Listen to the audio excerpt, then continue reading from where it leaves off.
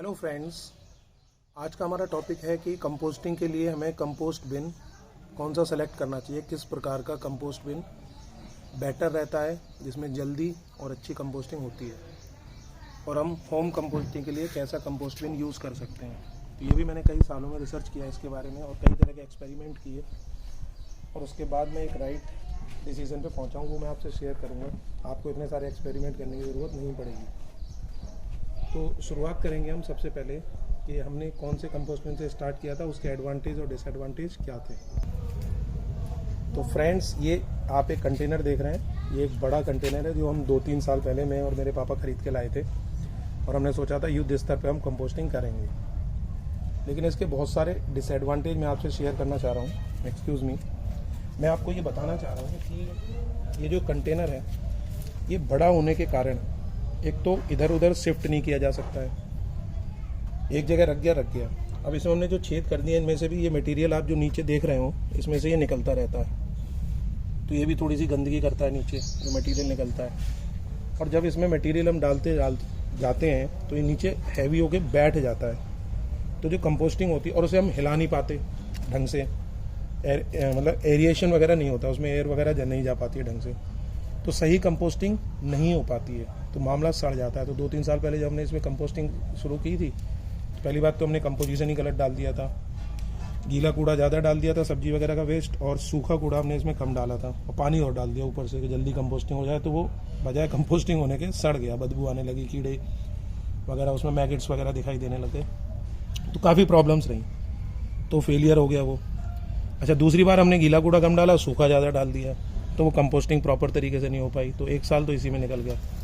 तो ये मैं आपको बताना चाहता हूँ कि एक बड़े कंटेनर को आप अवॉइड करें। हाँ, अगर आपके पास बहुत बड़ी जगह है तो आप इस तरह के कंटेनर्स यूज़ कर सकते हैं, लेकिन ज़्यादा बड़े कंटेनर्स को आपको अवॉइड करना चाहिए, जिसे आप आसानी से मतलब इधर से उधर उठा के ना।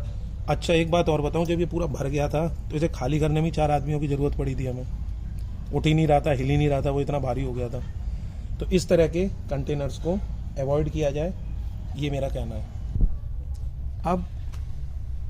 अब हम आते हैं फ्रेंड्स नंबर 2 कंपोस्टिंग पर। जैसे आप ये देख रहे हैं, ये अंडरग्राउंड कंपोस्टिंग हमने एक्सपेरिमेंट किया 1-2 साल पहले। हमने सोचा ज़मीन में हम दबाएंगे, हमारे पास थोड़ी जगह भी थी, तो यहाँ मैंने एक बहुत बड़ा गड्ढा खोदा और उसमें मैंने सारा वेस्ट भर के कंपोस्टिंग करने की कोशिश की। इसमें कंपोस्टिंग हुई, सही हुई और जल्दी भी हुई थोड़ी सी, लेकिन इसके अपने डिसएडवांटेज हैं लंबे टर्म पे। जैसे जो कंपोस्ट नीचे बनता है उस पर ऊपर पानी डलता रहता है, बारिश होती रहती है, तो जो उसके न्यूट्रिएंट्स होते हैं वो ज़मीन में नीचे सीप कर जाते हैं, नीचे चले जाते हैं, तो न्यूट्रिएंट्स कंपोस्ट में कम हो जाते हैं। दूसरा डिसएडवांटेज इसका ये होता है, जैसे आप ये पेड़ देख रहे हैं साथ में, तो इसकी जो जड़ें होती हैं ना, वो उसमें चली जाती हैं कंपोस्टिंग में, और उसमें से न्यूट्रिशन खींचना शुरू कर देती हैं, तो उनकी जो पावर होती है कंपोस्टिंग की वो थोड़ी कम हो जाती है। ये जड़ें इसकी खींच लेती हैं, अगर पास में बड़े पेड़ लगे हुए तो उनकी जड़ें भी इसमें आ जाती हैं। तीसरा, गड्ढा खोदना एक थोड़ा सा टफ टास्क हो जाता है, फिर उसको खाली करना टफ टास्क हो जाता है, इसमें मैन पावर काफ़ी चाहिए, तो एक अकेले के बस की बात होती नहीं है ये अंडरग्राउंड कंपोस्टिंग करना। और कभी कभी तो हम ये भूल जाते हैं कि हमने कंपोस्टिंग की कहाँ थी, तो वो मिसप्लेस हो जाता है जगह, गड्ढा कहीं किया होता है, कहीं और खोद लेते हैं, तो मिलता नहीं है सामान। तो इसके अपने एडवांटेज डिसएडवांटेज है, तो ये भी आप घर पर ट्राई कर सकते हैं, पर मैं बहुत कम ट्राई करता हूँ अंडरग्राउंड को। तो फ्रेंड्स, फिर अभी इस साल लॉकडाउन के बाद मेरे को मई में कोरोना से मैं थोड़ा इन्फेक्टेड हो गया था, बेड पे पड़ा रहा, तो इस पर रिसर्च करता रहा, यूट्यूब्स वगैरह देखता रहा, तो उस पर मैंने देखा कि भाई लोग कैसे करते हैं, तो जोश में आके मैंने भी कुछ ऑनलाइन कंटेनर्स मंगा लिए। जैसे आप ये कंटेनर देख रहे हैं, ये है बायोजिप का, ये मैंने ऑनलाइन अमेजन से मंगाया था। 3000 के ऐसे 2 कंटेनर पड़े हैं मेरे को। इसके साथ हालांकि उन्होंने कुछ कंपोस्टिंग मटेरियल और ये वेस्ट रिमूवर और ये सब काफ़ी सामान वगैरह दिया था छोटे छोटे पैकेट में, जो बहुत ही बकवास और यूज़लेस है, इसकी कोई ज़रूरत नहीं है। अब 3000 रुपये के ये 2 पड़े मेरे को, 3000 रुपये। अब अगर ये मात्र आप डस्टबिन लेने जाएंगे बाज़ार में, ये डस्टबिन लेने जाएंगे तो आपको ये 300-400 रुपये में आराम से मिल जाएगा, इतने बड़े साइज़ का। ये मेरे ख्याल में 35 लीटर्स का है कुल, तो 35 लीटर का 400 की चीज़ है। टैप वगैरह भी अगर आपने लगा लिया, जिसका बहुत बड़ा यूज़ नहीं होता है, जाम हो जाता है कुछ समय बाद, तो भी आपको ये 500 रुपये का पड़ जाएगा, तो भी 1000 रुपये का मटेरियल है। और 500 रुपये का आप मार्केट से अगर कंपोस्टर वगैरह ख़रीद भी ले तो भी 1500 रुपये की पड़ी दोनों चीज़ें, जो कि वो डबल में 3000 में बेच रहे हैं। और इसकी प्लास्टिक भी बहुत हल्की है।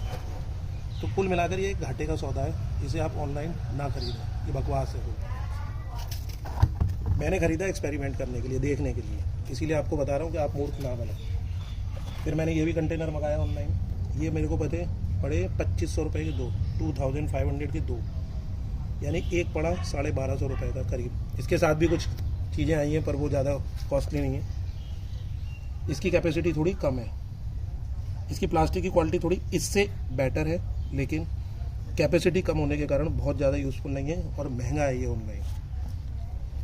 तीसरा मैंने ये मंगाया, ये था माई ग्रीन बिन का, ये वाला माई ग्रीन बिन का था। इसमें भी 2 आते हैं 2500 रुपये के, ये भी 2 आते हैं। संपूर्ण होम कंपोस्टर, ये भी 3000 रुपये के मेरे को 2 पड़े हैं, जो कि नहायत ही बकवास है। इनकी एक तो कैपेसिटी भी बहुत ज़्यादा नहीं है और ये बहुत जल्दी भर जाते हैं और यूज़फुल तो है पर महंगे बहुत हैं। जितना पैसा आप दे रहे हैं उस हिसाब से महंगे बहुत हैं। अगर आप ऑनलाइन मंगाते हैं तो पैसा फालतू है, खर्च करना है तो कोई बात नहीं। तो आप कहेंगे आपने क्यों मंगाया है? एक्सपेरिमेंट करने के लिए। एक्सपेरिमेंट के लिए खर्चा करना पड़ता है। फिर मैं ये कंटेनर लाया, ये मात्र 200 रुपये का है। ये मैं लाया हूँ अपने यहाँ लोकल मार्केट से। हमारे यहाँ लोकल मार्केट है छिपी टोला, वहाँ से मात्र 200 रुपये का आया है। हालांकि मैं घर में जो वेस्ट इकट्ठा करता हूँ उसके लिए ये बहुत छोटा है। अब आते हैं इस पर, सबसे बढ़िया चीज़ है ये, इसका मटेरियल अगर आप देखेंगे, देखिए कितना हार्ड है ये यूज्ड केमिकल के खाली डब्बे होते हैं जो आपको लोकल मार्केट से मिल जाते हैं। ये भी मैं लोकल मार्केट से लाया हूँ, मात्र 550 रुपये का। अगर मैं उससे बार्गेनिंग करता तो 500 का मुझे दे देता, पर मेरी आदत नहीं है ज़्यादा बार्गेनिंग करने की। उसने कहा 550 का है। ऑनलाइन चूँकि मैं ठग चुका था तो मेरे को ये बहुत सस्ता लगा। एक कंटेनर बता रहा हूँ, ऐसे मैं 2 लाया हूँ। एक देखिए वो रखा हुआ, एक वो है और एक ये।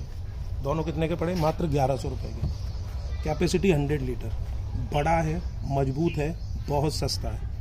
तो अगर आप कभी भी कंटेनर वगैरह ख़रीदते हैं तो लोकल मार्केट में जाएं, ऐसे यूज्ड केमिकल के जो कंटेनर्स होते हैं उनको ख़रीद के लाएँ। लंबे समय तक चलते हैं और बहुत ही अच्छे रहते हैं। ये इतने अच्छे हैं कि मेरे को इनमें छेद करने का मन भी नहीं कर रहा है कि मैं इन्हें ख़राब करूँ, तो मैंने इसीलिए ढक्कन में ऊपर छेद कर लिए हैं और कंटेनर में छेद नहीं किए। और देखिए इसमें कंपोस्टिंग मैंने स्टार्ट कर भी दी है।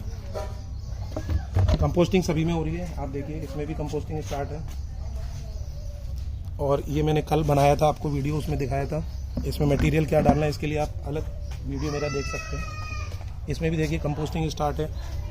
और ये देखिए कितने मात्र 5 या 10 दिन हुए हैं, कितनी अच्छी कंपोस्टिंग इसमें हो रही है। बहुत फास्ट कंपोस्टिंग हो रही है इसमें भी देखिए कंपोस्टिंग हो रही है।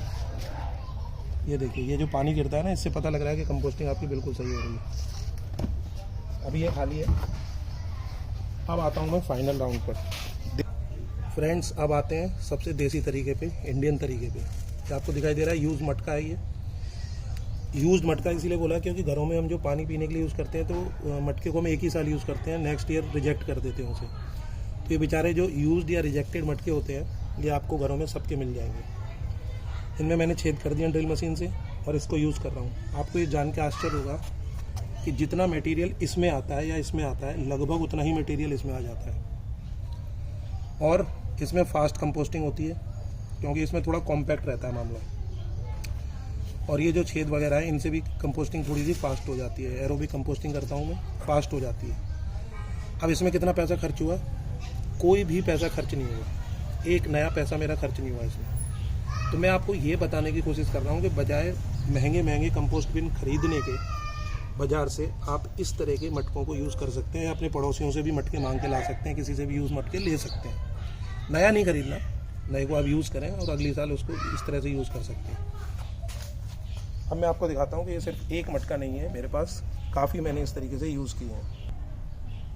ये देखिए आपको दिखाई दे रहा है 1 2 3 4 5 6 और एक वो रखा था 7 और एक ही मैंने टूटा सा कंटेनर है नीचे से, देखो इसमें भी भर दिया है। तो इस तरह से जो यूज्ड कंटेनर होते हैं इनमें आप बहुत अच्छी कंपोस्टिंग कर सकते हैं, इफेक्टिव कंपोस्टिंग कर सकते हैं, अच्छी कंपोस्टिंग कर सकते हैं। और इन्हें शेड में रखना है, डायरेक्ट सनलाइट से आप बचें इन्हें। और मिक्स करने का जो इनमें रेशियो भरा जाता है, सामान भरा जाता है, वो मैं आपको अलग वीडियोज़ में बता चुका हूँ। तो इस तरीके से अगर आप यूज़ मटकों को यूज़ करेंगे तो ये आपको बिल्कुल फ्री ऑफ कॉस्ट पड़ेगा और जो कि इको फ्रेंडली भी बढ़िया मेथड है। ठीक है, अब मैं आपको लास्ट तरीका दिखाता हूँ। अब देखिए फ्रेंड्स, ये मैंने एक देसी जुगाड़ बनाई है। मेरे पास ये जाली पड़ी हुई थी, यूज़ जाली, लगभग 4 साल से बिल्कुल बेकार पड़ी हुई थी। तो मैंने इसे कटर से कटवा लिया और इस तरह से राउंड करके इसका एक कंपोस्ट बिन बना लिया है। इसमें मैं सारी लीव्स भर देता हूँ, जितनी भी यूज़ मतलब गिरी हुई लीव्स होती हैं, डेड लीव्स होती हैं, वो सारी मैंने इसमें भर दी है। तो इसमें भी कंपोस्टिंग चालू हो गई है। ये मैंने आपको जान के आश्चर्य होगा कि परसों ही बनाया है, और इसमें जितने भी गार्डन में लीव्स थी वो सारी भर दी हैं। और देखो कंपोस्टिंग इसमें रेडी हो गया। मैं इन लीव्स को मिलाता हूँ जो किचन वेस्ट होता है उसमें, और उन दोनों को मिक्स करके और उसमें थोड़ा ओल्ड कंपोस्ट मिलाकर फिर मैं कंटेनर्स में भरता हूँ, जिससे कंपोस्टिंग फास्ट होती है। तो इस तरीके से बिन आप बना सकते हैं। छत पे भी बना सकते हैं, टेरेस पे बना सकते हैं, गार्डन में बना सकते हैं, या आपके पास कोई कम जगह हो वहाँ भी बना सकते हैं। इससे एक तो ये लीव्स वगैरह फैलती नहीं है और इनमें कंपोस्टिंग चलती रहती है। ये एक तरीका है। एक सस्ती जुगाड़ और बताता हूँ आप लोगों को। ये देखिए, इस तरह का ये बैग है मेरे पास। इसमें भी मैंने ये सारी लीव्स वगैरह भर के रखते हैं। देखिए, ये भी आप घर पे कर सकते हैं। इसमें भी देखिए कंपोस्टिंग चल रही है। ये कंपोस्टिंग हो रही है, कितनी बढ़िया कंपोस्टिंग हो रही है ना। इस तरह के बैग में भी आप भर के रख सकते हैं। अगर आपके पास ये सारी चीज़ें नहीं है तो ये भी एक बुरा आइडिया नहीं है। हालांकि मेरे को थोड़ा ज़्यादा पसंद नहीं है, पर ठीक है, एक्स्ट्रा मटेरियल है तो वो भी इन चीज़ों में रखा जा सकता है और इस तरह से कंपोस्टिंग की जा सकती है। तो फ्रेंड्स, मैं आप लोगों से आशा करता हूं कि आप खुद भी घर में कंपोस्टिंग करेंगे, अपने बच्चों को भी सिखाएंगे, जिससे हम उन्हें वेस्ट डिस्पोजल के बारे में बता सकें। वेस्ट हम इतना क्रिएट करते हैं तो उसको डिस्पोज करना भी हमारी जिम्मेवारी होना चाहिए। तो एज ए टीचर मैं तो ये चाहता हूँ इसे करिकुलम में बस सिर्फ पढ़ा ना दिया जाए, प्रैक्टिकल के भी नंबर बच्चों को मिलने चाहिए घर पे करने के लिए। मैंने भी अपने स्टूडेंट्स को इंस्पायर करने के लिए, मोटिवेट करने के लिए वीडियोज़ बनाए हैं, जिससे मैं उन्हें प्रेरित कर सकूँ। देखो, उनका टीचर भी घर पे अगर ये कर रहा है तो वो भी घर पे कर सकते हैं। अपने बच्चों को ये सिखाने के लिए कि वो थोड़े बड़े हों, समझदार हों, तो ये चीज़ें करें घर पर, जिससे वेस्ट डिस्पोजल पूरी दुनिया में कम हो, कचरा कम हो और हम घर में बहुत सारे वेस्ट को घर पे ही यूज़ कर सकें। तो इसके बहुत सारे फ़ायदे हैं। एक तो वेस्ट डिस्पोजल का एक बहुत इफेक्टिव मेथड है, और जो इससे मटेरियल मिलता है उसे हम ब्लैक गोल्ड बोलते हैं, जिन्हें हम किचन गार्डन में और सब जगह यूज़ करते हैं। So happy composting.